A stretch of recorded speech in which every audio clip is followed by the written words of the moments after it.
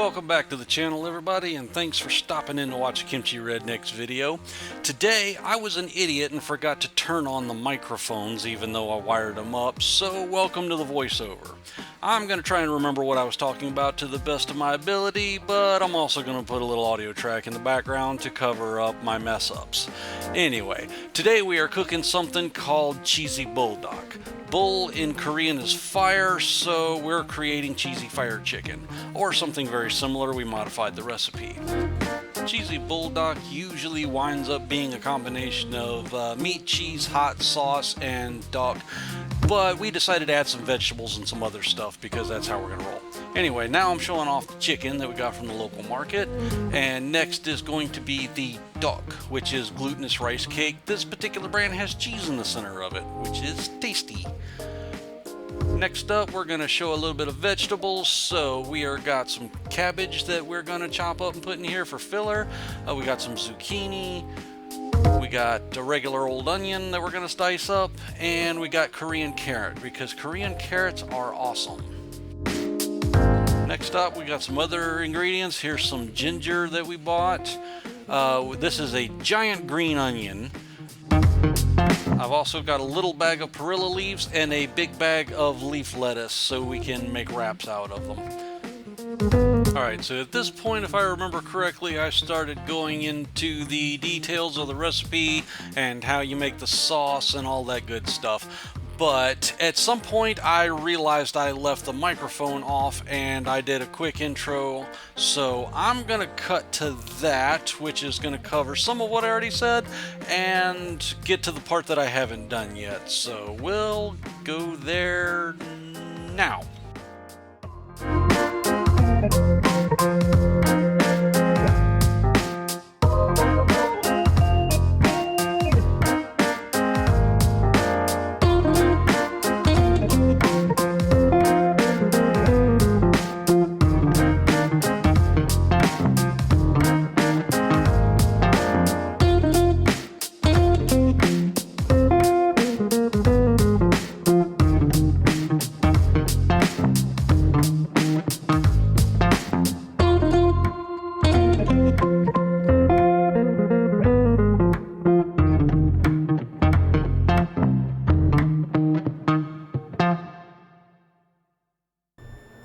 Alright, back to us. This is possibly the second introduction because I'm an idiot and I forgot to turn the mics on.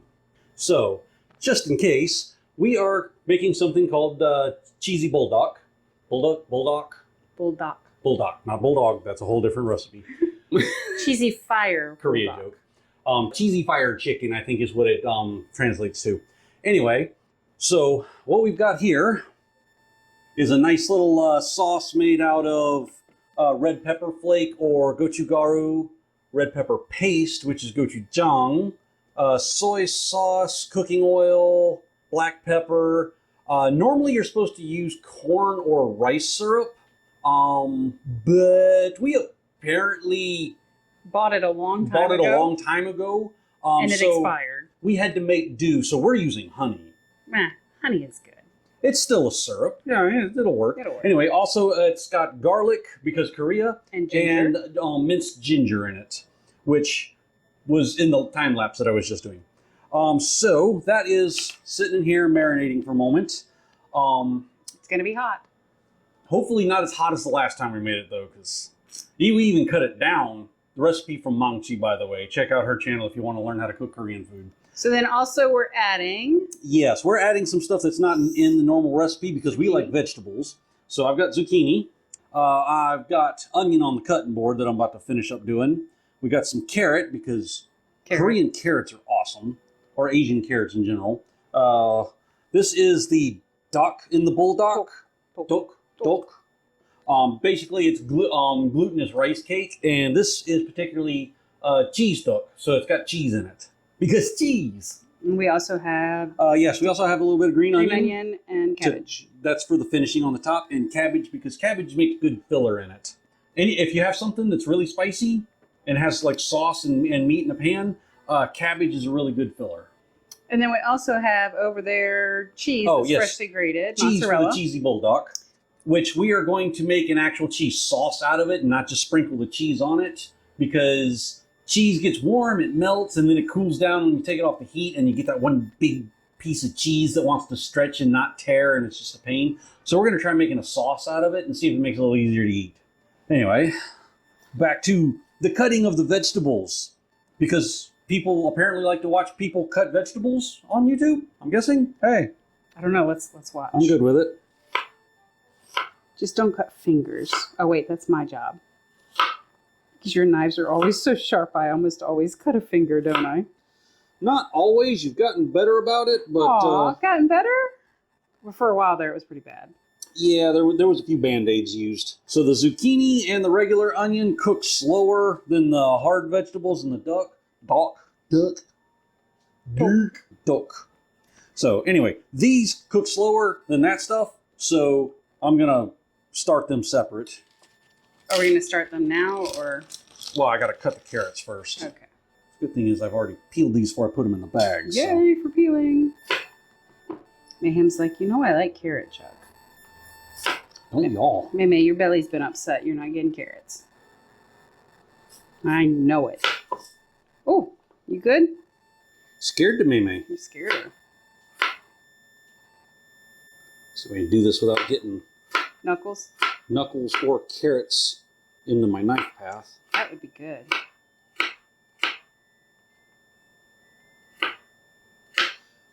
One thing that personally irritates me when people are cutting vegetables and whatnot is never cut something and then drag the blade of your knife across the cutting board to move it. Either turn it over and use the back side of the knife, or pick it up off the cutting board and then move it over. Because if you do that, it curls the edge of the knife and it dulls it. And then you got to get your knife resharpened. And what do you think about that, Suki Dog? Do you think knives need to be resharpened? She agrees. May, you concur? Hey, wait. What happened to that one? Taste test. Okay. Quality assurance. That is the veggies cut, except for the green onion, but that's a topper, so I'll get to that at the end. And the cabbage, and that's also the cabbage, sort of a but that's got to wait till that gets on there. I am off to fry the tteok and the carrots. Okay, let's get over there. All right. All right, a little bit of oil in the pan. We'll let it start warming up. I'm probably going to need a pot or something for the cheese sauce, aren't I? Probably. Yeah, that should be big enough. I'm going to go find the minion. Minnie Mouse, oh Minnie Mouse. There she is. Hello, princess. Did Mom find the Minnie Mouse? Oh, you're going to get really close and personal? Is it really close and personal, boo? Hello, Minnie. Hello, Minnie Mouse. Love you.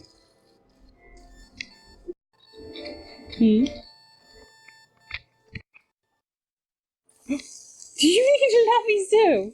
Did you need lovies? I think I might have actually caught Minnie Moo on tape trying to make me pet her. Alright, so we got carrots and tteok in the pan with some oil.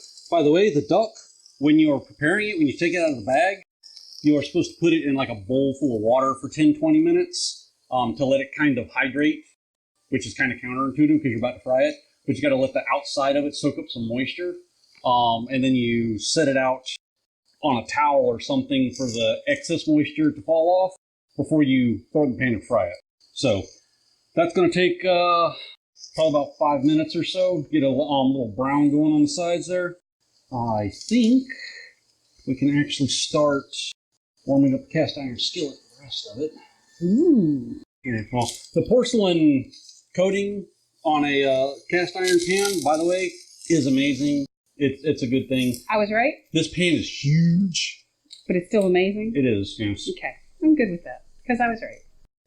Right, so that's going to start warming up. I'm going to go ahead and throw this in here so it'll warm up with the pan.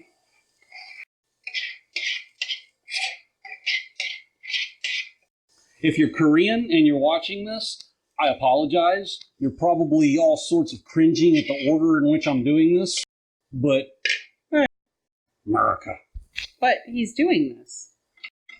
Actually handed you that to get the rest of your sauce out of the bowl. Oh, I was going to use it for the cooking because, not supposed to use. Well, yeah, you should use it for the cooking too. That's fine. But I thought you might want the sauce. That would probably be a good idea, yes. You're so cute. You're a helper doggy today, aren't you? May is our helper doggy in the kitchen. Now, what are you doing? Now I'm going to start cutting some cabbage to go on top of that. Okay. If I can manage to not be defeated by Saran Wrap.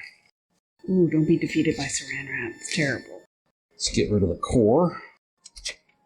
Technically, that's supposed to be the most nutritious part of it, but it's hard as a rock and it tastes like crap, so nobody eats it. Now, this is only a portion of a Korean cabbage because, yeah, well, this is like a quarter cabbage. at least. Because cabbage here is huge. Huge.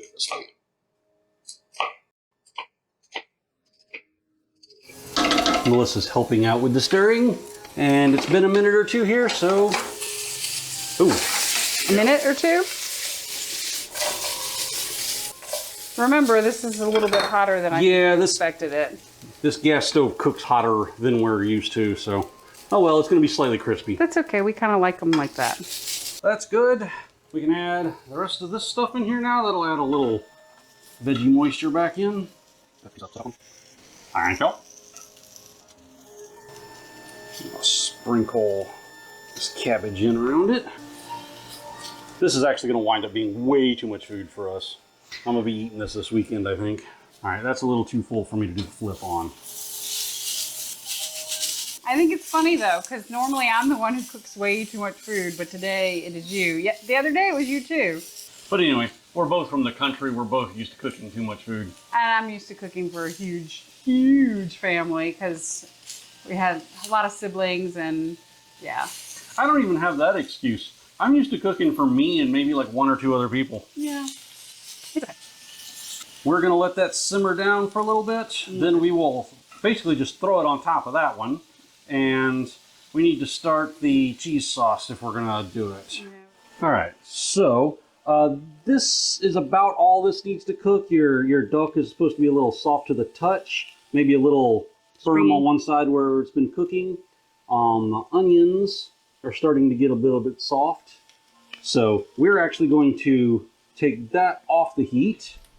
And if Melissa will grab that pan for me, if I can remember the correct words for cooking utensils. So we will start.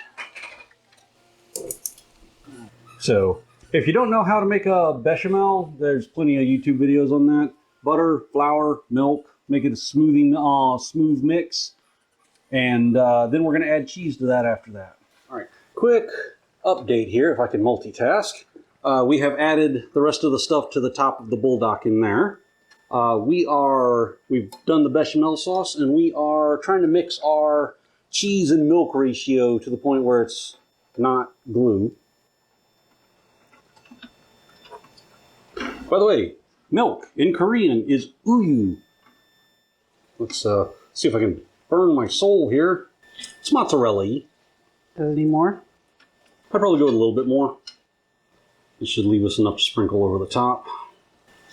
Or in case this doesn't work, this would also make a great dip. Slice up a little bit of hot pepper and throw in there.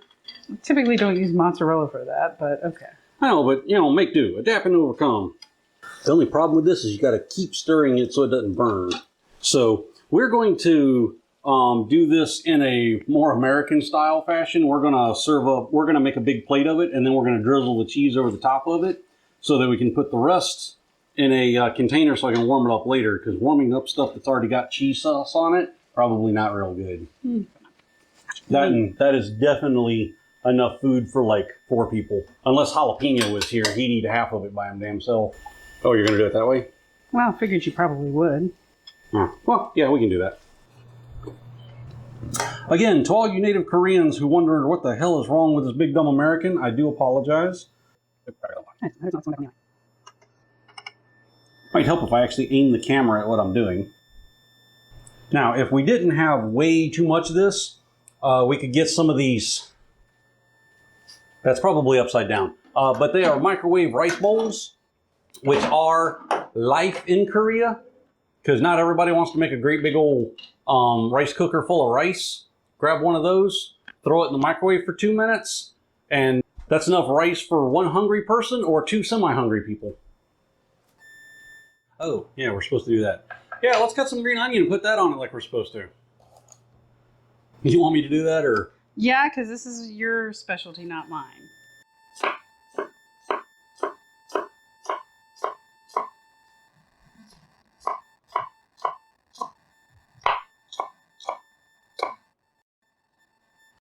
So the thing with the green onions here, which one is yours? That one. That one? Is everybody's used to that part of the green onion, but this part of the green onion is also usable. The part I like better. I said, I don't want a whole lot, and you put it in there anyway. What are you doing to me? Making sure you have veggies in your diet. All the green onion, eh? That's the part I like. That's the good part. It's not the onions, I'm crying because it's so beautiful. Oh, let me see. So I guess you're trying it. I guess I'm trying it since you've got the camera at the moment. Ooh, hot bowl, hot bowl. Hey, is it a hot bowl? Nah, not really. Okay, good. He really is crying. My eyes burning.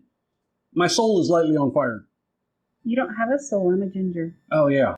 I have your soul. Maybe it's just my sphincter. Yeah, you still got that. I love the carrots. I should probably get the meat while I'm in here. Probably.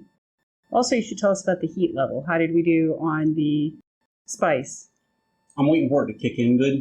And the chicken's what's got most of the marinade on it, so. My eyes are burning.